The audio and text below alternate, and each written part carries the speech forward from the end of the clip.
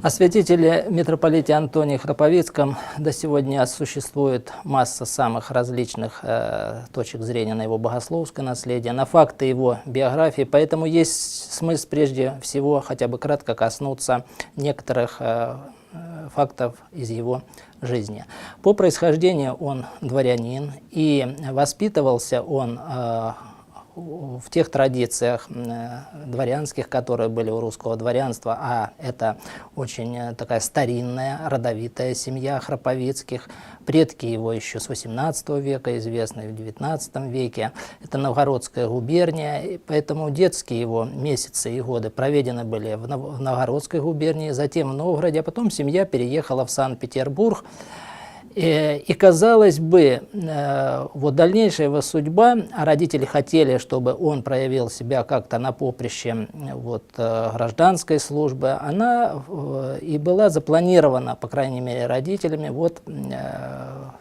в таком направлении. Но в то же время эта семья отличалась благочестивостью, и с детства Алеша, а так звали будущего владыку, он воспитывался в традициях русского православия, был очень набожный, посещал церковь, мать его очень была такой верующей женщиной, которая жила по уставу церковному, к этому приучала и своих детей, и поэтому Алеша с раннего детства очень полюбил не просто церковную жизнь, не просто церковный устав, но и монашескую жизнь. И хотя он был отдан в Санкт-Петербурге в одной из лучших строгих гимназий, но вся его жизнь уже в гимназические годы, а родился он в 1863 году, и назван он был как раз в честь Алексея Человека Божия. Вот, казалось бы, вот эти годы, которые пореформенные десятилетия, они были связаны с наступлением нигилизма, материализма, отступлением от церкви, а деятельность Алексея Храповицкого уже в самом своем, так сказать, раннем возрасте, она была как раз по вектору направлена в совершенно противоположную сторону. Вот отсюда и родилась одна из легенд, что Федор Михайлович Достоевский как раз своего Алешу Карамазова именно исписал с молодого Алексея Храповицкого. На самом деле это не так. Дело в том, что сам Алексей Храповицкий даже не был знаком с Федором Михайловичем Достоевским. И было всего 17 лет Алексею Храповицкому, когда Достоевский работал над своим романом «Братья Карамазовы». Тем не менее, это нисколько не говорит о том, что Алексей не соответствовал этому знаменитому персонажу этого романа. И когда была закончена гимназия, то путь, по мнению родителей, должен был, конечно, и родственников, лежать в университет. Однако Алексей всей душой стремился быть ближе к церкви, поэтому он поступает в Санкт-Петербургскую духовную академию. К этому времени он уже много лет был чтецом в Исаакиевском соборе Санкт-Петербурга, прекрасно, великолепно знал устав церковный. Кроме этого, он уже писал проповеди, пытался писать проповеди. И, конечно же, в Санкт-Петербургской духовной академии эта его деятельность еще стала более интенсивной. И когда он закончил академию, а он закончил академию со степенью кандидата богословия, то уже выбора у него особого для него лично, конечно, не было. Это путь в монашество. Он принимает монашеский постриг в 1985 году, то есть в 22 года, а затем его деятельность уже неразрывно связана с Санкт-Петербургской духовной академией, затем с Холмской, одно время он был в Холмской духовной семинарии, которая до этого еще недавно была униатской. Впоследствии опять он возвращается, и важнейшим событием его жизни становится, что он, иеромонах, будучи еще иеромонахом, в 1890 году становится в 27-летнем возрасте ректором Московской духовной академии. Случай вообще беспрецедентный в таком молодом возрасте. И, конечно, перед молодым ректором открывается поприще огромное для деятельности, в том числе для лекционной деятельности, и он выбирает пасторское богословие.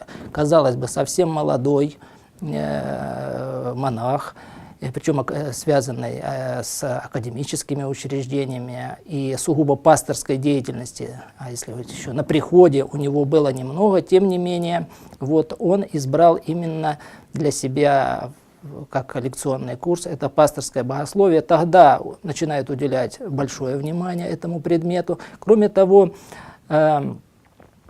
Антоний Храповицкий к этому времени он успел подружиться и очень близко, причем не просто подружиться, а именно духовное общение у него было с всероссийским пастырем Иоанном Кронштадтским, вот, со многими другими замечательными своими современниками. В Московской духовной академии он открывает новый журнал, и здесь его, этот журнал назывался «Богословский вестник», впоследствии его будет редактировать отец Павел Флоренский, и это будет одно из таких значительных изданий церковных накануне вот тех потрясений, которые случились впоследствии. Был знаком он со многими писателями, в том числе с Толстым, и я еще коснусь вот этого вопроса. Затем он оказался в Казанской академии ректором, ну и далее его деятельность все более и более расширяется. Впоследствии его назначают в 1902 году правящим архиереем на Волынскую Житомирскую кафедру. Казалось бы, это Запад тогдашней России, сам Житомир, как центр епархии и губернии, город совсем недавно вошел в состав России, ну буквально к тому времени чуть более 100 лет. Город по тем меркам, а по сегодняшним тем более небольшой, и казалось бы, что это, ну, грубо говоря, задворки России, если можно так сказать. На самом деле это была самая крупная епархия по числу приходов Русской Православной Церкви. Очень непростая епархия, потому что очень много сельских было приходов, и тех приходов, где было очень сильное влияние католичества и униатства. И вот этот блестящий архипастырь, который прошел выучку в столице, который возглавлял академии, вот оказался в таких очень непростых, можно сказать, сельских условиях окатоличенного, ополяченного во многом с униатскими традициями края. И здесь он показывает себя во всей, ну, если можно так выразиться, красе православного архипастыря, в духовной красе, наверное, следует добавить. Дело в том, что на территории этой епархии находилась Почаевская лавра Успенская, и он прилагает огромные усилия для того, чтобы и благоустроить, построить новые храмы, в том числе начал строительство нового храма во имя Святой Троицы, который был копией, по сути дела, Троицкого храма вот, в Троице-Сергиевой лавре. Восстанавливает скиты, занимается благоустройством многих сельских приходов, ведет очень активную и издательскую деятельность, выступает с проповедями.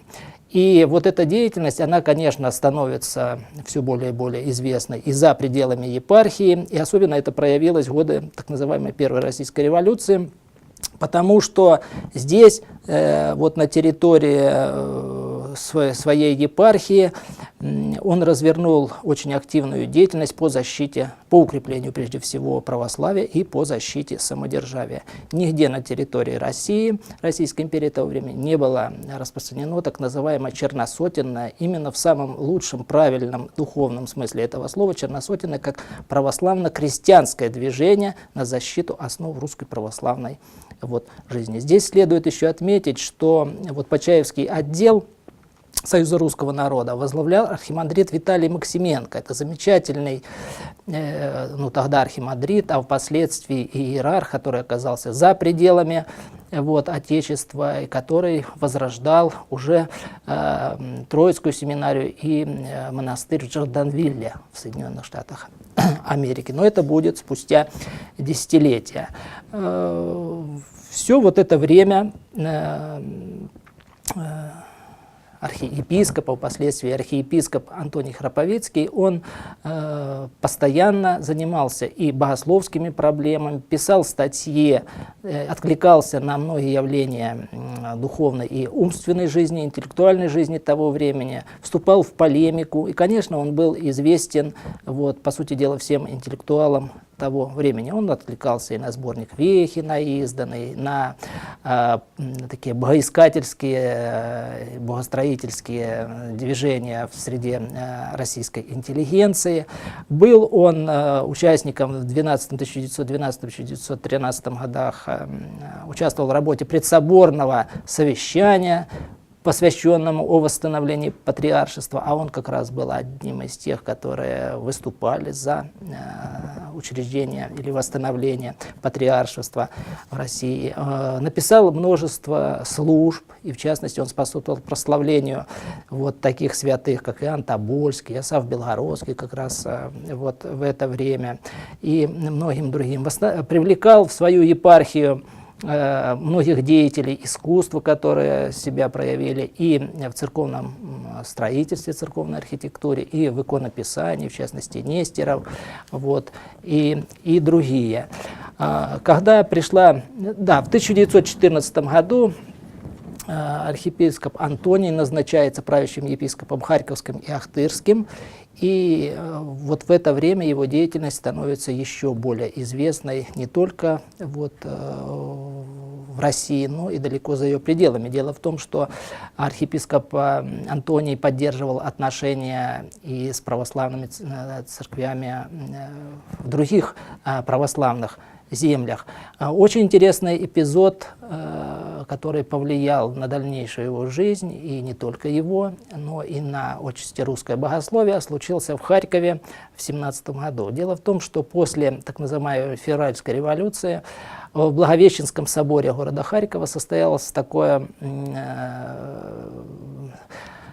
собрание, митинг, где люди, далекие от церкви, в довольно такой истеричной атмосфере, недружелюбной, приняли решение о том, чтобы архиепископ Антоний покинул пределы Харьковской епархии в течение 3 суток. Как черносотенец, как монархист, как человек, который препятствует демократическим преобразованиям, ортодокс, архиепископ тогда еще Антоний попросил разрешения удалиться в Святогорский монастырь, вот той же епархии. Сейчас это Успенская Святогорская лавра Украинской Православной Церкви. Да, знаменитый монастырь, который восстанавливала Татьяна Борисовна Потемкина и архиепископ Иннокентий Борисов, причисленный к лику святых. Это в 40-е годы XIX века он восстанавливался после закрытия при Екатерине гонений на церковь. Вот, но и в этом ему было отказано. И тогда он вынужден был отправиться к своему бывшему ученику, епископу Сергию на Валаам, где он в том числе продолжал заниматься богословскими трудами. Именно здесь он написал свою работу о догмате искупления, которая впоследствии вот и до сего дня эта тема, отступил ли сам митрополит Антоний от православия и в чем до сих пор это дискутируемый вопрос. На самом деле места для дискуссии здесь, в общем-то, и нет, если мы вникнем в специфику того времени и, собственно, в некоторые факты биографии митрополита Антония. Дело в том, что особенных условий для сугубого богословствования у него не было. Это был конспективный небольшой труд, который, кстати, тогда и был опубликован в 1917 году. Но в условиях революционного времени он не привлек серьезного богословского внимания, а впоследствии уже, когда он, так сказать, получил распространение за рубежом, то ему также придали неоправданно, наделили его таким смыслом, который митрополит Антоний в него, тогда еще архиепископ Антоний, и не вкладывал. Впоследствии, когда разрушительные действия революции стали очевидны, для харьковцев, так их тогда называли, и здоровые силы сумели победить и пригласить архиепископа Антония вновь на Харьковскую кафедру. А к тому времени уже был собор, Он был избран и на собор, впоследствии он возвращается в Харьков. Ну а дальше события уже гражданской войны, его избирают митрополитом Киевским и Галицким, затем он попадает в плен. Кстати, вот эта биография, факт его биографии, он очень интересен. Дело в том, что в декабре 1918 года по распоряжению пришедших к власти Петлюры он вместе с архиепископом Евлогием Георгиевским, с Виталием Максименко, тогда он еще оставался архимандритом, за противодействие самостейникам был арестован. Был арестован, заключен в Тернополе, а потом в Базилианском униатском монастыре в Бучаче, это Тернопольский округ. И вот здесь, находясь в довольно-таки сложных условиях, не только духовных, не только моральных, но и сугубо вот в обстановке такой, там было и холодно, и голодно, и написал несколько произведений, в том числе знаменитый его опыт православного катехизиса,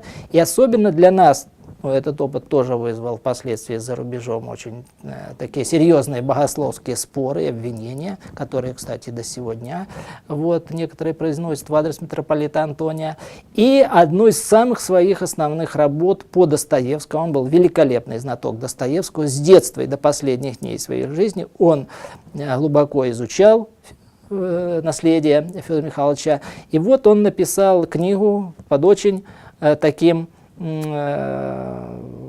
говорящим, можно сказать, названием «Не должно отчаиваться». Впоследствии в Софии издали и назвали словарь произведением Достоевского. Но на самом деле это «Не должно отчаиваться». Он писал и для себя, и для тех, кто требовал духовной помощи в то время. Но очень многие положения, они не устарели, и на сегодняшний день они могут помочь и тем, кто или стоит на грани отчаяния, или уныния, что можно наблюдать и сегодня. О дальнейших не буду говорить подробно о событиях его жизни, но он, хотел посвятить свою жизнь сугубому богомыслию, и он никак не стремился к какому-то политическому действию за рубежом или действиям. Но так случилось, что судьба так, будем говорить, распорядилась, что он вынужден был возглавить так называемую русскую православную церковь за рубежом. Враги или, неразумные, ревнители называли это крыловацким расколом, по-разному. Сейчас, конечно, такие термины, они неуместны, потому что это были русские православные люди.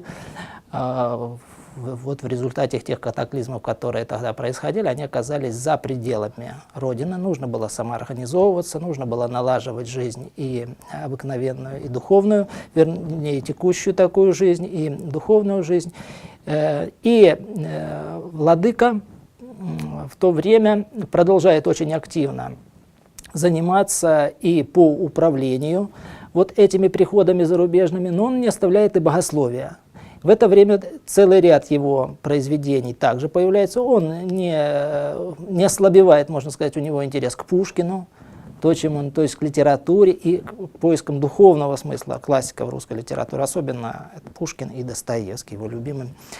И целый ряд других проблем, которые тогда возникали в зарубежье. Он находился в небольшом городе, архиерейский синод находился в Сремских Карловце, это не в Белграде, а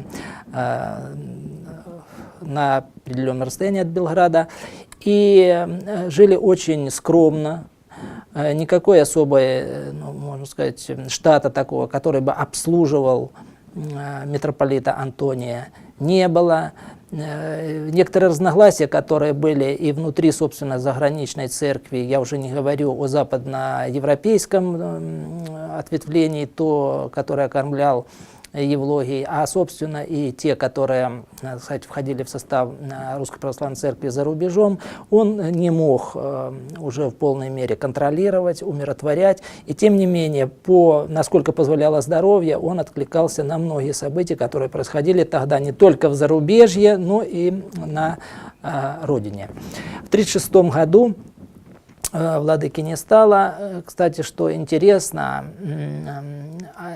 при нем уже находился митрополит Анастасий, который станет преемником, первым иерархом Русской зарубежной церкви, а лечил его Николай Васильевич Краинский, один из лучших психиатров дореволюционных российских, который эмигрировал, был одним из таких непримиримых противников советской власти. Впоследствии он окажется в лагерях советских, напишет письмо Сталину, и Сталин ему даст возможность вернуться вновь в Харьков, в ту больницу, которую он делал, собственно, одной из лучших в Российской империи, и ему будут возвращены и звание профессора, и докторская степень. Вот такие удивительные перипетии. Именно он находился в последние дни вместе с митрополитом Антонием, являясь его лечащим врачом. Похороны вызвали огромный интерес. Перевезен был в Белград, где и захоронен, где покоится и ныне. Вот вкратце история жизни. Конечно, я массу нюансов интересных не мог здесь назвать. А теперь, собственно, что включено вот в эту книгу. Дело в том, что наследие митрополита Антония, оно достаточно подробно и издано, и прокомментировано еще десятилетия назад. Мы должны здесь упомянуть архиепископа Никона Арклицкого, но это все за пределами тогда еще Советского Союза, сегодняшней России. Но и в последние десятилетия издано несколько книг. Чем же наша книга, которую мы представляем, отличается и в чем ее специфика? Ну, во-первых, в книге мы хотели показать, если можно так сказать, все грани богословского, публицистического творчества. Опубликовали часть его эпистолярного наследия. Но вот первый раздел как раз и, собственно, посвящен богословским, церковно-историческим и публицистическим сочинениям святителя Антония. Дело в том, что вот эти его знаменитые статьи, которые на слуху, наверное, у всех, кто более-менее интересовался творчеством и наследием владыки Антония, как чей должен быть Константинополь, христианская вера и война, первоначально они же многие издавались в очень малотиражных и малоизвестных изданиях. Вот, допустим, предреволюционные работы «Пастырь и паства» — это очень маленький такой, даже журналом его назвать нельзя, тоненький на плохой бумаге журнальчик для сельских пастырей Харьковской епархии. Вот, а если мы возьмем период, когда на кафедре был в Житомире епископ, впоследствии архиепископ Антоний, то это тоже волынские епархиальные ведомости, это тоже малотиражное. Но что интересно, вот здесь вот та банальная пословица, о которой мы слышали, наверное, которую неоднократно «не место красит человек», вот для владыки Антония не было таких мест, где бы он сказал: да, вот здесь кто меня будет читать на волыне. Но слово было такое его, такой силы, да, и богословской силы, духовной силы, что эти его произведения из вот этих малотиражных, изданных на плохой бумаге изданиях, они становились известны не только всей России, но и всему православному миру, и они вот попали частично, эти статьи попали и вот этот сборник. Особый интерес, конечно же, третий раздел вызовет, потому что здесь статьи речи литературно-критические и искусствоведческие. Дело в том, что здесь и знаменитая его речь в День памяти Достоевского, но я хотел бы обратить внимание на те, которые до сего дня мало замечаемые. Так небольшая статья его «Знамение времени» о полуночниках, повесть Лескова. Дело в том, что были такие страницы в биографии Николая Семеновича Лескова, что он, мягко говоря, можно даже так сказать, и клеветал. Даже клеветал, да?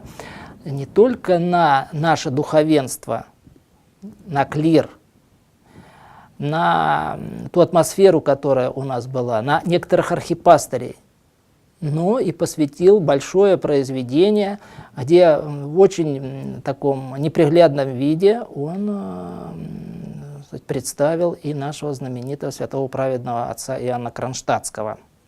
Вот это произведение «Полуночники», оно, конечно, не могло не быть незамеченным Антонием, тогда еще молодым. И он вот эту статью «Знамение времени», очень сильная статья, очень современная статья, она нисколько не устарела, и я просто рекомендую для тех, кто не в состоянии сразу одолеть весь сборник, хотя бы вот такие отдельные статьи, как «Знамение времени», обязательно прочитать. Дальше это «Возрождение церковного искусства». Замечательная статья, которая тоже на сегодняшний день должна быть востребована, потому что здесь и экскурс, что с точки зрения церковного искусства является эталоном православного искусства, и в каких памятниках это представлено, и что нам нужно хранить, что нам нужно развивать, и что считать своим, подлинно своим, не заимствованным. Особенно хотел я еще обратить внимание из этого раздела на статью, в чем продолжало отражаться влияние православия на последних произведениях графа Л.Н. Толстого. Дело в том, что вот в такой формулировке эту статью можно использовать как образец, когда мы рассматриваем и уже упоминаемого Лескова, несмотря на то, что я вот высказался достаточно критически в адрес Николая Семеновича, и для того, чтобы не выплескивать действительно нам вместе с водой ребенка, и видя отступлений наших знаменитых писателей от православного образа мышления, от православного критерия оценок и деятелей и искусства, то можно ставить точно так же, в чем продолжало отражаться Лескова, в чем продолжало отражаться влияние православия на последних произведениях Пушкина. То есть святитель Антоний нам дал образец, как, видя заблуждение, отступление, падение, неправомыслие, неправославномыслие в произведениях наших классиков, которых было достаточно. Вот. Тем не менее, мы должны видеть и вот это своеобразие, и в том, в чем они устояли, что они развивали, что они творчески развивали. Поэтому я считаю, что это одна из таких тоже знаковых его, митрополита Антония, статей с точки зрения, вот, каким образом нам относиться к искусству, в частности, к литературе. Замечательные здесь послания, письма, которые являются, можно сказать, и таким отчасти даже выражением коллективного воззрения, если речь идет, ну, допустим, послание мировой конференции от имени Русского Всезаграничного Церковного Собора и так далее. Уже упоминаемое мной «Не надо смущаться» нисколько не устарело и тоже может быть с успехом использовано не только при изучении творчества, взглядов, воззрений Федора Михайловича Достоевского, но и для решения многих насущных проблем нашей духовной, интеллектуальной жизни сегодняшнего дня. И самым последним произведением, которое публикуется в этом сборнике, оно называется «В чем сказывается сила православия?». Это совершенно не случайно поставлена эта статья впоследок. Статья поставлена именно, которая завершает этот сборник. Дело в том, что я хотел бы подчеркнуть, что несмотря на то, что святитель Антоний Храповицкий прожил очень трудную жизнь, вот он никогда, во-первых, не жаловался. И мы можем только между строчками или в некоторых строчках увидеть вот как бы это некоторое сетование, когда он отвечает, у него есть замечательная статья, где он отвечает Бердяеву по поводу вот клеветы, потому что постоянно его деятельность, она сопровождалась клеветой. И он говорит, и эту я статью пишу в вагоне поезда. Дело в том, что сама епархия, очень, если говорить, а он же был не только в Казанской, и дальше туда, и в Уфе находился, то есть огромные расстояния преодолевались. А если взять уже одно из последних мест его служения, многолетнего служения вот на Волыне, то он же неоднократно приезжал в Санкт-Петербург. То есть это отъезды, переезды, он перемещался по епархии, жил подолгу в Почаевской лавре. И дело в том, что службы уставные, которые тоже, ну, нельзя так говорить, отнимали много времени, потому что они не отнимали время, а служба как раз, он очень любил службу, и он очень много служил, и именно можно и сказать, что духовно это, он и жил церковным богослужением, потому что молитвенное вот состояние достигалось постоянная. И тем не менее, вот, собственно, удобной, спокойной жизни у него было совсем немного, чтобы он в кабинете, в академической такой вот спокойной среде мог отвечать своим оппонентам, развивать богословские какие-то сюжеты. Вот, и тем не менее огромное наследие и очень тонкий вкус. Вот этот аристократизм русский, дворянский, проверенный через духовные ценности православия, они очень заметны в его наследии, и я бы тоже рекомендовал читателям посмотреть на его творчество именно еще и с этой точки зрения. Дело в том, что наше дворянство очень неохотно шло в монахи. И сам в одной из своих ранних статей 80-х годов святитель Антоний говорит о том, что наше монашество на 95% того времени состоит из простолюдинов. И духовная запущенность во многих монастырях, она как раз и потому и существует, что нет настоятелей в этих монастырях с сознанием, с опытом, с пониманием, как взяться за это дело, чтобы соединить, чтобы монастыри были и центрами и духовного, и просвещения, и монашеской подлинной жизни. И святитель Антоний, он во время своей ректорской службы, он очень сильно влиял на студентов, образованных студентов, именно с точки зрения, чтобы они постригались в монахи. И мы совершенно не учитываем этот факт, что десятки тех, кого он постриг, они достигли архипасторского служения, то есть они стали не просто монахами, они стали архипасторами, а впоследствии именно они отстаивали православие уже здесь, и многие стали и мучениками за веру. То есть это та школа, которая была заложена и подготовлена митрополитом Антонием. Вот на этом я хотел бы закончить. А читателям мне остается только пожелать, чтобы вот этот том, который мы составляли, послужил и к духовной пользе, и к пониманию тех процессов очень непростых, которые складывались в нашей Родине не только в конце 19-начале 20 века, но и на протяжении предшествующих столетий.